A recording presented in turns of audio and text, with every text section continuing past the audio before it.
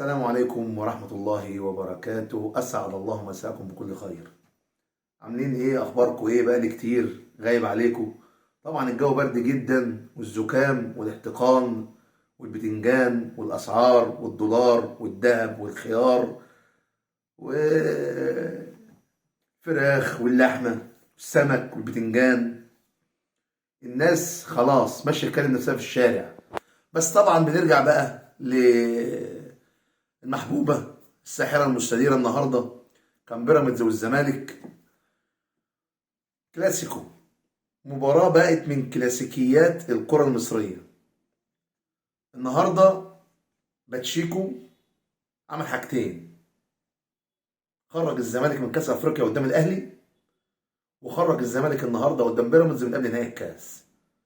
باتشيكو كان ماسك الزمالك، النهاردة باتشيكو ضد الزمالك. بس الصراحة بعد طرد علي جبر في أول 10 دقايق عمل تغيير. انا استغربت جدا انه بيخرج عبد الله السعيد. تخيلت مثلا ايه لما هيخرج اي حد الا عبد الله السعيد. لكن الراجل عنده رؤيه وفاهم، لان طبعا علي جبر سردباك بيلعب جنب احمد سامي، فمنزل اسامه جلال سردباك تاني وقفل الدنيا. وما لعبش على المرتدات بطريقه مبالغ فيها، لا ده بالعكس. الهدف اللي جه لبيراميدز من هجمه منظمه. مستغرب جدا اداء الزمالك، بس انا مش مندهش. من بعد ما اثاروا موضوع المنشطات وطلع الجهبذ كابتن خالد الغندور وقال لنا يا جماعه، انا عشان اقول لكم بالظبط الكلمتين اللي قالهم. كان في محمد بركات بياخد دواء مصرح ليه من الاتحاد الدولي عشان الغده الدرقيه، ففي بعض الادويه اللعيبه بتاخدها عشان مثلا التخسيس او رايح الجيم، ففيها مواد محظوره فاللعيبه ما تعرفش.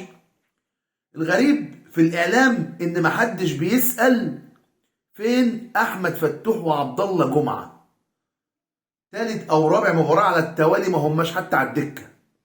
احمد فتوح بالذات باك شمال منتخب مصر الاساسي، احسن باك شمال في مصر بعد علي معلول، مش موجود ولا هو ولا عبد الله جمعه. طب لجنه المنشطات ادتهم مهله 72 ساعه عشان يحللوا، محدش قال هم حللوا ولا لا. طيب هل هم عشان مطلوبين للتحليل ما يلعبوش؟ لا يلعبوا عادي. ما بيلعبوش ليه؟ حاجه مش مفهومه ولا حد بيتكلم فيها. وعلى فكره هم مش موقوفين لان ما ثبتش عليهم اي حاجه. النهارده بنشوف رابع مباراه للزمالك بدون فوز. اسوان، داخليه، اتحاد، بيراميدز. 2 خساره من اسوان وبيراميدز، و2 تعادل اتحاد وداخليه. اداء سيء جدا جدا على المستوى البدني، مستوى الفني، مستوى المهاري. امام عاشور، احمد سيد زيزو اللي كانوا شايلين الفرقه مش موجودين. جوزوالدو فيريرا مش موجود. تغييرات غريبه.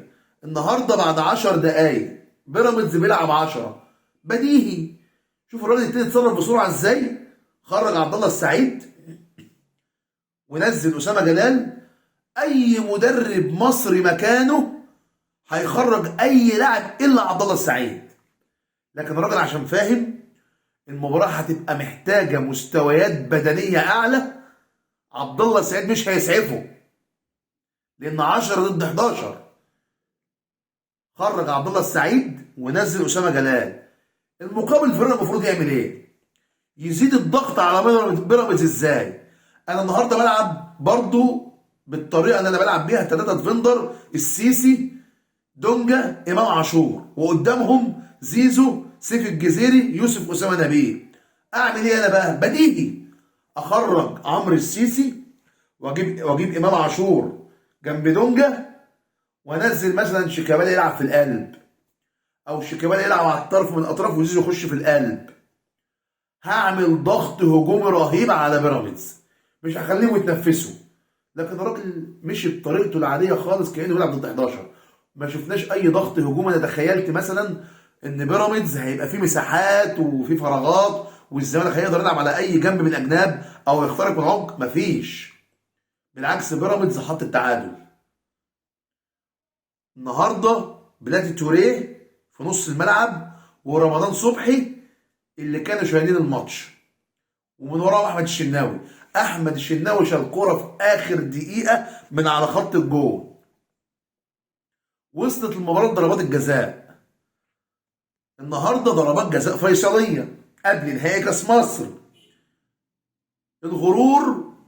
الغرور والتعالي خلى احمد سيد زيزو يحط الكرة بالطريقه دي.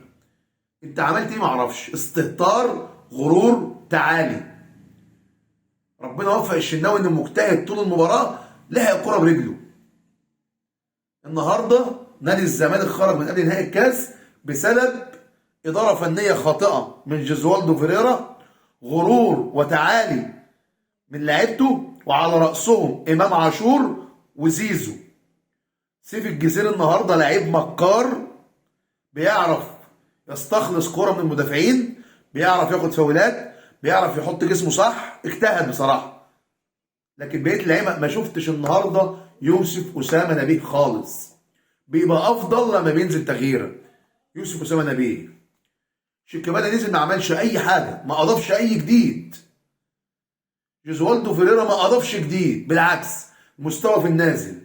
عمل 3 4 ماتشات بعديهم ضربوا غطس المدير الفني باللعيبه. طبعا النهارده بيراميدز مستني الفايز من الاهلي وسموحه في المباراه النهائيه بكره. الاهلي هيلاعب سموحه. طبعا عوده كهربا موجود بكره في قائمه المباراه. هنتكلم عن ماتش الاهلي بكره بعد ماتش الاهلي. النهارده بنتكلم على الزمالك.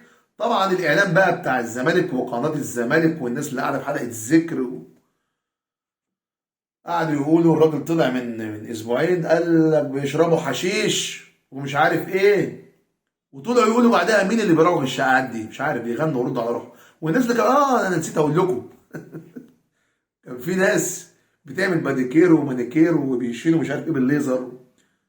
يا اخي اسبوا ديتم فاستتروا. انت بتعمل ايه يا مصطفى شلبي؟ انت وصبحي وعبد الله جمعه.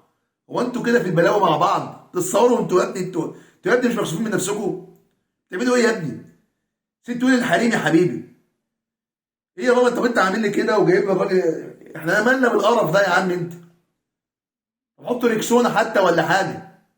عامل اعلان اهو الراجل نتشهم كل واحد 300,000 جنيه. وانا اشك يعني سمعت ان الراجل الدكتور قال لهم اتصوروا اعملوا لي دعايه مش هاخد منكم فلوس. من الناحيه الثانيه المعلم نتشهم كل واحد 300,000 جنيه غرامه. انبسطت يا عم مصطفى؟ راح تعمل لي ليزر؟ خلاص كنا في جره وطلعنا لبره. اديكوا شلتوا الليله النهارده. وكتاب الله انت لو في الاهلي ما كنت لعبت النهارده خالص ولا دخلت التشكيل. معلم ابراهيم سعيد لما سبق شعر احمر قالوا له بره. تهريج، استهتار. جمهور النادي الزمالك محروق دمه. 4 ماتشات ما بيكسبوش واللعيبه طالعه تتصور بيعملوا شعر صدرهم وتحت باطه. يا ناس قرف يا عم مصطفى انت وصبحي تلاقيه تاكلوا. ناس محروق دمها وانتوا عندنا مؤاخذه مش عارف اسمها ايه، مش عارف اقول لكم بتعملوا بصراحه. قرف. اديكم خرجتوا من الكاس. وروني بقى. وعندكم الاسبوع الجاي الاهلي. واحد بقى يطلع الاسبوع الجاي بقى بيعملوا ضوافره. النهارده بتعملوا شعر صدركم تحت باطكم، الاسبوع الجاي هتعملوا ضوافركم. فاكرين ايه يعني؟ هتعملوا ايه يعني؟ الاهلي بقى الماتش الجاي كل واحد يعمل ضوافره ويعمل شعره. رايحين فرح. يلا اشوفكم بكره بعد ماتش الاهلي ان شاء الله. السلام عليكم.